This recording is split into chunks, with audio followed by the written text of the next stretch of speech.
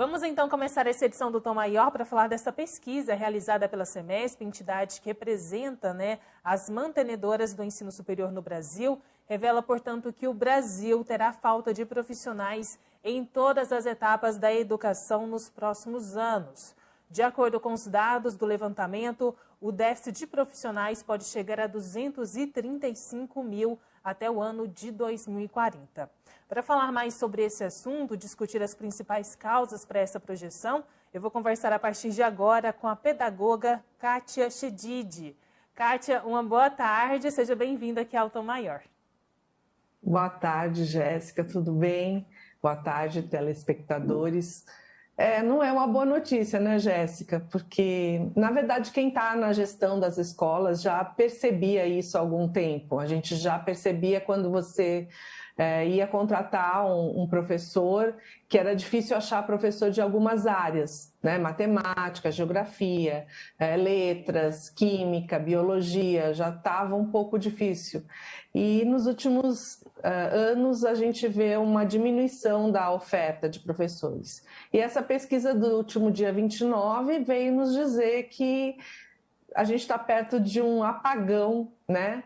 Vamos sentir falta dos professores.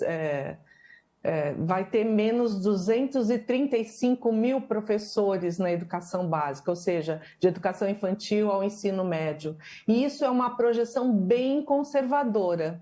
Eles estão pegando os dados só dos professores, eles não estão nem pensando se esses professores são ou não preparados, têm a técnica, as estratégias para uma nova escola que precise de mais estrutura, mais tecnologia. São os professores que nós temos hoje.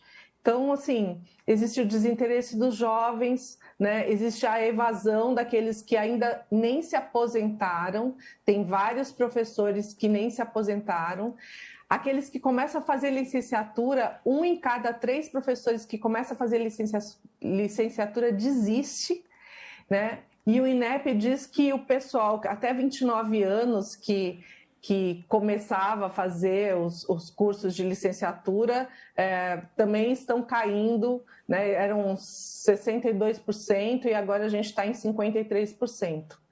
Aí em 2009 fizeram uma outra pesquisa que falaram que o pessoal até 24 anos que estava no começo de carreira eram 116 mil professores.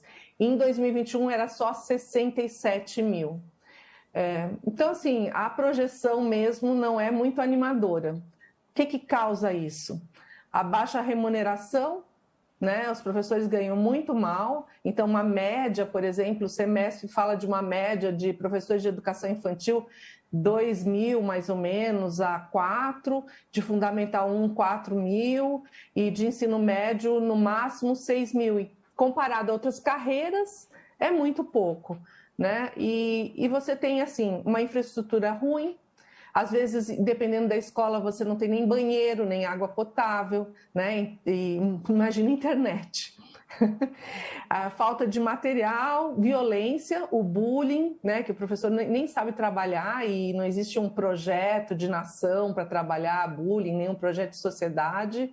A violência mesmo física e verbal com os professores, problemas de saúde por causa da Covid e outros, né? Não é à toa que o professor tem uma aposentadoria especial, porque é uma das carreiras que mais tem problemas mentais, depressão e outras coisas, isso há muito tempo. E eu acho que o que é mais triste é a falta de valorização da sociedade mesmo. Então, não existe um projeto de nação. Ontem, quem viu os políticos e quem tem visto os políticos não vê projeto para a formação de professores e muito menos para a educação. E eu não vi nenhum político fazendo um projeto de nação para a formação de professores. A formação também, a pedagogia está um pouco defasada, porque não trata de neurociência. Eu sou especialista em neurociência pela Santa Casa de São Paulo e não consta na formação, muito menos na formação do professor, a neurociência. Então, é um mecânico que não sabe como o motor funciona, né? É uma pessoa que vai lidar com alunos e não sabe como o cérebro funciona. E professora Kátia, né, temos aqui também alguns alguns mais números, né, na verdade, dessa pesquisa, mostrando que o Brasil vai precisar aí mais de 1 milhão de professores até 2040, mas as projeções indicam que o total de professores também vai cair 20% em 18 anos, né, gerando então esse déficit que eu havia mencionado de 235 mil profissionais. A gente está falando da questão do salarial, de infraestrutura, e também um ponto importante é esse desinteresse dos jovens, né? A falta de interesse dos jovens pela carreira docente. O que a gente tem que fazer, né, para tornar também essa carreira ser mais atrativa para os jovens, para terem ali como opção deles, né, na hora de escolher ali um futuro profissional, também a carreira docente? Olha, existem muitas iniciativas que o resto do mundo teve, né? A valorização é a principal delas. Então, quando você vê em Nova York, por exemplo, alguns anos atrás, você não tinha também professores interessados. E aí existiu uma parceria público-privada e as principais empresas financiavam o primeiro ano dos professores. Então, empresas grandes pagavam o primeiro ano dos professores.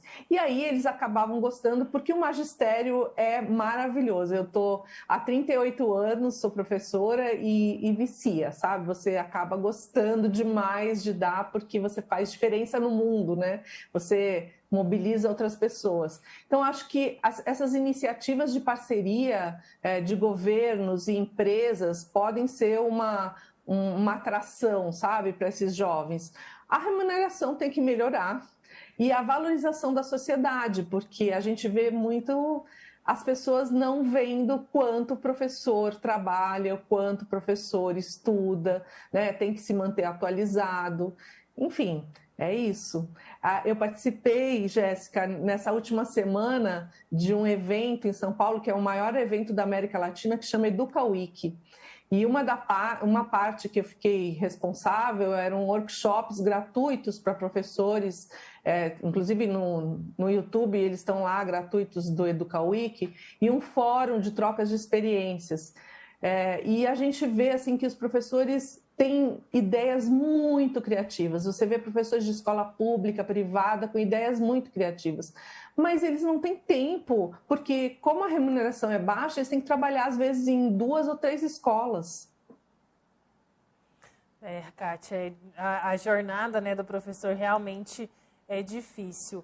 E quando a gente fala também dessa questão da valorização profissional, né, sempre tem se falado nisso, mas acho que a gente está no momento assim, ideal, né, para aquecer ainda mais esse debate, é que a gente está vindo de uma pandemia, com todos os impactos, né, negativos que a gente teve, não só na economia, mas sobretudo também na educação, né? O que a gente precisaria estar pensando, estar discutindo, né, em termos de políticas públicas mesmo, para garantir essa valorização profissional na prática? Olha, precisa ter um projeto de nação que valorize a educação. Então, desde a educação básica, né, até o ensino superior, a formação desse professor tem que ser olhada e a saúde mental desse professor tem que ser olhada.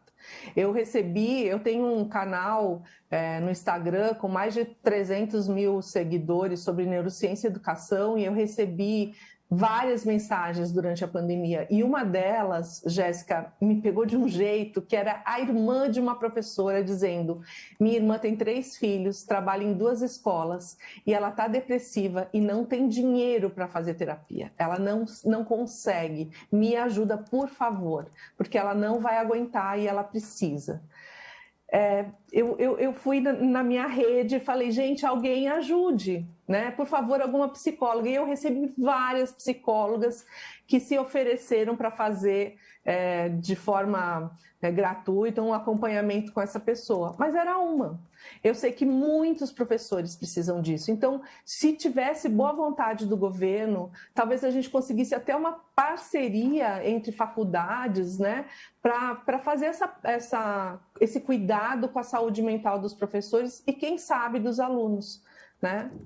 Eu acho que isso poderia fazer diferença. Kátia, muito obrigada, pela conversa com a gente aqui no Tom Maior. Desejo também um bom trabalho para você e até uma próxima oportunidade.